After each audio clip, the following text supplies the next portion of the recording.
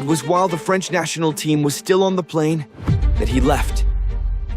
That's how Karim Benzema ended his international career, in a way that shocked the world.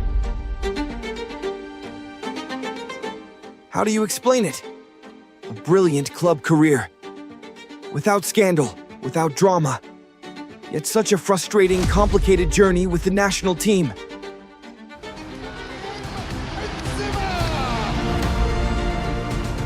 On December 19th, 2022, Karim Benzema announced his international retirement on his 35th birthday. But more importantly, the day after France's defeat in the World Cup final. A tournament he didn't even play in. Even now, there's still confusion about that injury he picked up in Qatar and the decision made by Didier Deschamps. As often happened, a divide formed between Benzema, the lion-born genius, and part of France. A chaotic ending no one saw coming.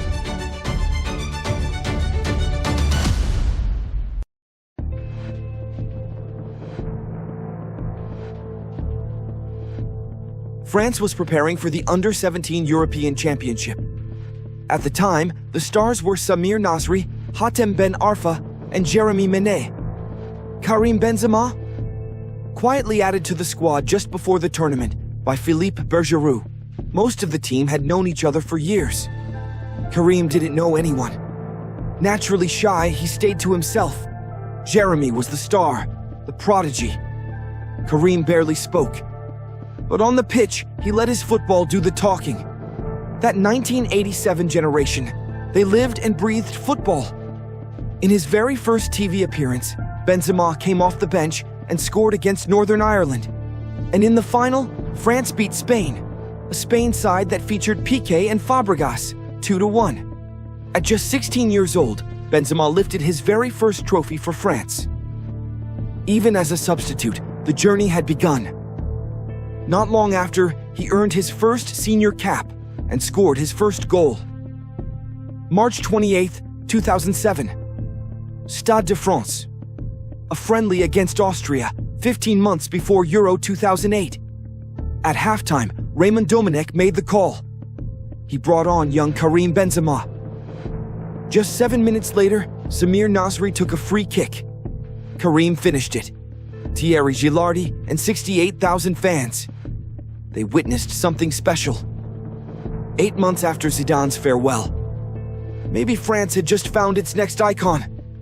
They weren't even 20, Samir and Karim. Summer 2008. France was one of the favorites to win the Euros. Benzema had just been named League One Player of the Season. All eyes were on him. But at 21, the tournament would become his first nightmare in blue. Placed in the group of death, alongside Italy, the Netherlands, and Romania, France crashed out. 1 draw, 2 defeats, only 1 goal scored by Thierry Henry. Karim started against Romania and Italy, but looked completely off. His link-ups with Anelka and Henry just didn't click, and Raymond Domenech didn't help. He often pushed Benzema to the left wing, a position Karim had repeatedly said he didn't like. After the 2-0 loss to Italy, the French press was brutal. Le Figaro's headline: "The Benzema Shipwreck." And when they finally boarded the plane back to Paris, well, sadly, that was the only time during those 15 days that they really took off. When Benzema signed for Real Madrid, his place with Les Bleus became unstable. In his first season in Spain, he only started 18 matches. Coach Manuel Pellegrini preferred Gonzalo Higuain. That lack of playing time cost him. He was left out of the World Cup playoff against Ireland, replaced by André-Pierre Gignac. Then, in early 2010, he picked up a pubalgia injury, sidelined for 5 weeks. He returned with a goal against Bilbao, just a month before the World Cup. But it didn't matter. Raymond Domenech had already made up his mind. After the disaster in South Africa, France needed a total rebuild. Thierry Henry and Anelka had retired, and Laurent Blanc now turned to the new generation. Benzema, Nasri, Ben Arfa, they were back. In Blanc's first 5 matches, Benzema scored 4 goals. At 23 years old, The Lion native had earned the coach's full trust and became an automatic starter.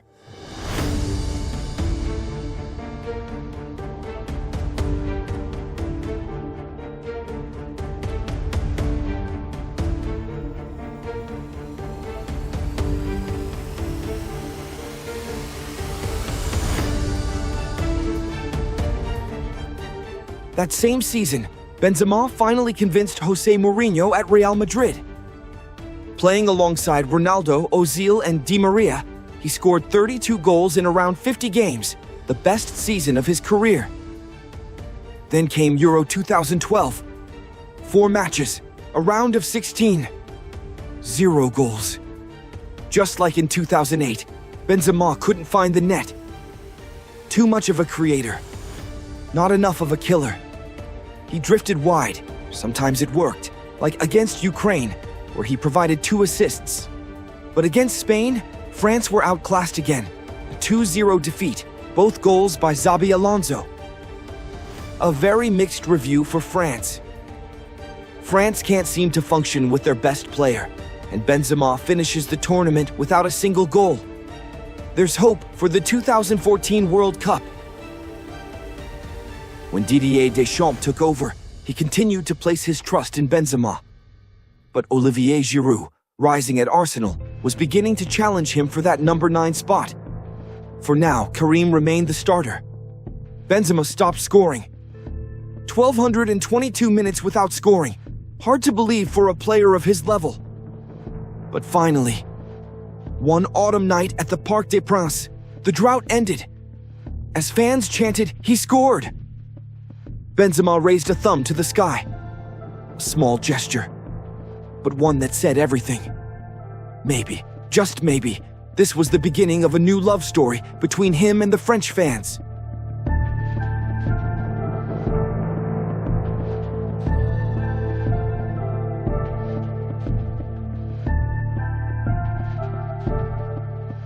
November 2013, Stade de France. France had lost the first leg, 2-0 against Ukraine. The second leg, they had to turn everything around. Deschamps brought Benzema back into the starting lineup, and after Mamadou Sakho opened the scoring, Karim struck. Ribéry found him with a perfect ball, but the goal was ruled out for offside. 10 minutes later, Benzema scored again. This time, he was offside, but the goal stood. And the crowd erupted. The whole team celebrated together.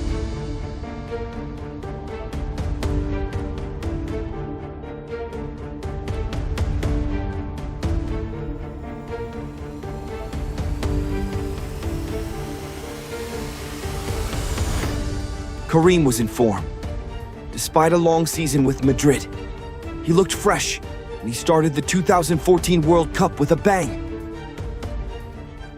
In the opening match against Honduras, Benzema, alongside Griezmann and Valbuena, scored twice. 5 days later, he did it again, this time against Switzerland. Giroud started as the central striker, but Benzema still shined, scoring a stunning volley and adding an assist. France had 8 goals in 3 games, and Benzema was flying. The Demons of Nice were finally behind him. Joy was back. France was alive again.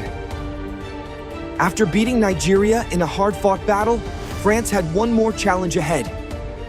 One of the World Cup favorites, Germany, coached by Joachim Löw. The match is extremely frustrating for France. Down after just 12 minutes, Deschamps' men chased the game for the rest of it.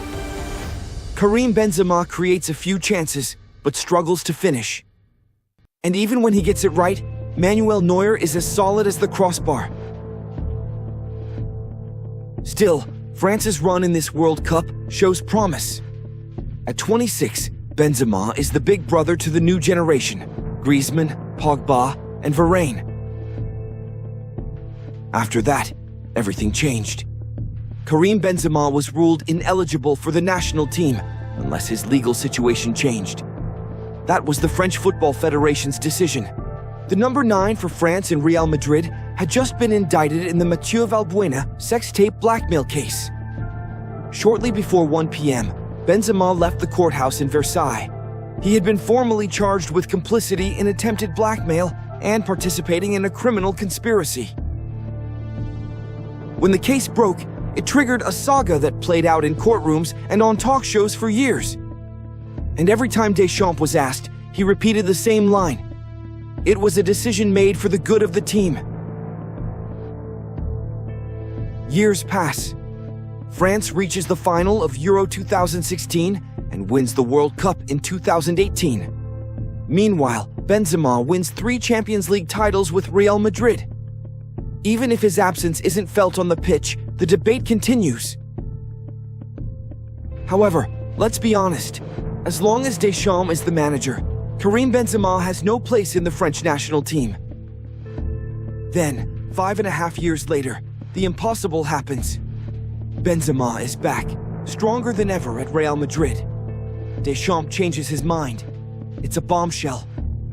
France is buzzing with excitement at the idea of a front three: Mbappé, Benzema, and Griezmann. In his first match back, Karim misses a penalty, but the impact is already there. He links up well with Kylian, forming a great connection. France starts the tournament slowly.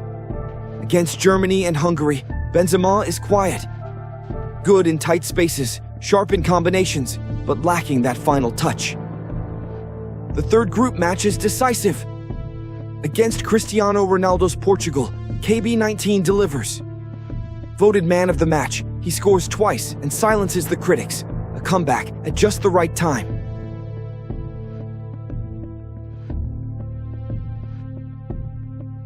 Against Switzerland, Benzema should have been the hero. His control and finish on the first goal were pure class. His second, a well-placed header, showed his instinct. But in the end, it wasn't enough. With a more solid defense or a goalkeeper on a big night, France might have won that match. Despite the disappointment, everyone's eyes were already turning to the 2022 World Cup. But before that, there was another trophy to chase: the Nations League. In the semi-final against Belgium, France trailed 2-0 at halftime. Benzema started the comeback. Then Mbappé and Theo Hernandez completed an epic turnaround. Just 3 days later, in the final against Spain, Benzema scored a stunning goal. Without question, it was one of his most beautiful and most meaningful goals for France. Even if this trophy doesn't have the prestige of a World Cup or a Euro, the French team fought for it with heart. And for Benzema, it meant something more.